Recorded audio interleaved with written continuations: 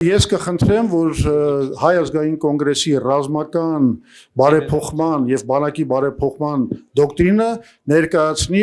մեր այլևս շատ սիրելի թիմակից գեներալ-մայոր Իշխան Մաթևոսյանը։ Ավարտվում է պատրանքների ժամանակաշրջանը, երբ շատ քաղաքական գործիչներ հնչեցնում են քաղաքական, սոցիալական, բարոյական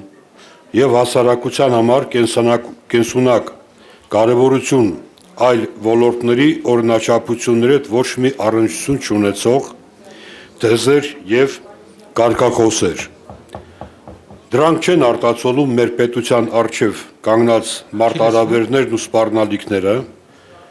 այնինչ այդ շարունակական աշխատանքը պետք է որ իրականացվի պետության կենսագործունեության բոլոր ոլորտների համար միասնական, իրատեսական եւ դեպի զարգացում տանող պետական քաղաքականության մշակմամբ եւ իրագործման միջոցներով։ Ինչ խոսք, այս ամենը գտնելու է իր մանրամասն արտացոլումը Հայաստանի Հանրապետության ազգային անվտանգության հայեցակարգում եւ դրանից բխող ռազմական դոկտրինի հիմնական դրույթներում եւ բաժիններում։ Ուստի եւ ես հիմա ներկայացնում եմ հիմնական եւ գլխավոր ուղենիշները։ Հայաստանը ելնելով իր տնտեսական եւ ժողովրդավարական տվյալներից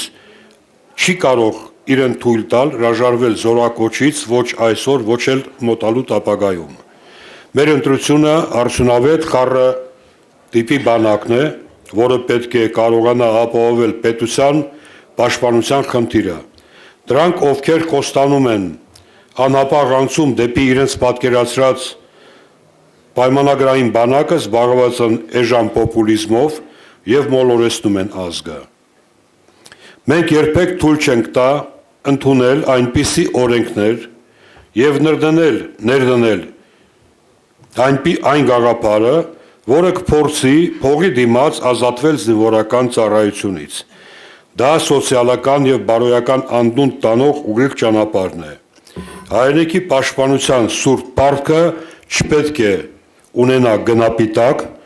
իսկ զինվորական արժանապատվությունը չպետք է հանվի վաճառքի։ Պաշտպանական համակարգի բարձր պրոֆեսիոնալիզմը եւ տեխնոլոգիական գերազանցությունը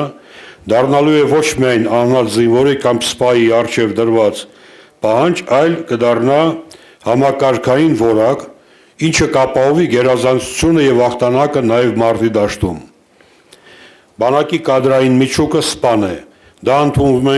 ընդունում ենք որպես ստանդարտ։ Պրոֆեսիոնալ զինվորականները պետք է գտնվեն ամենաբարձր ժամանատարական, շտաբային եւ տեխնոլոգիական պաշտոններում։ Դրանք են բանակի ինստիտուցիոնալ հիշողության եւ բարձր շտաբային կուլտուրայի կրողները։ Զորակոչիկները եւ պայմանագրայինները մեր բանակի հիմքն են։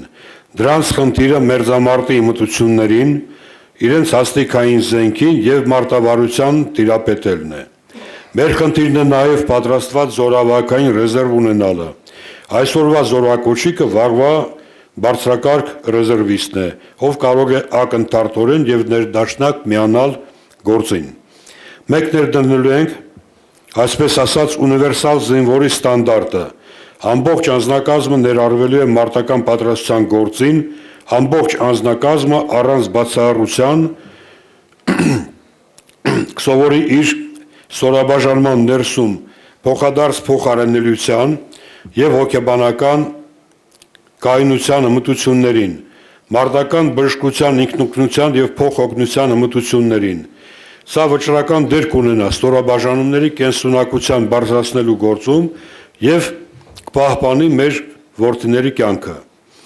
Ռազմական գիտությունը եւ տեխնոլոգիաները որպես առաջընթացի շարժիչ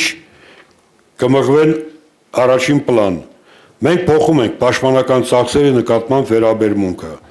Ռազմական գործը եւ ռազմական գիտությունը ուղղակի փողի կորուստ չէ, այլ նորարարական առաջընթաց ամբողջ երկրի համար։ Ռազմարտունաբերական համալիրի ոլորտում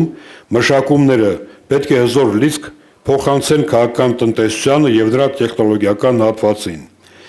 Պահպանվելու է զինված ուժերի, սպայական կազմի, դրամական բավարարման արժանապատիվ մակարդակը, վերանալու ենք ռազմական բյուջեի ուղղակի եւ անուղղակի ծախսերը։ Պետության եւ Պաշտպանության նախարարության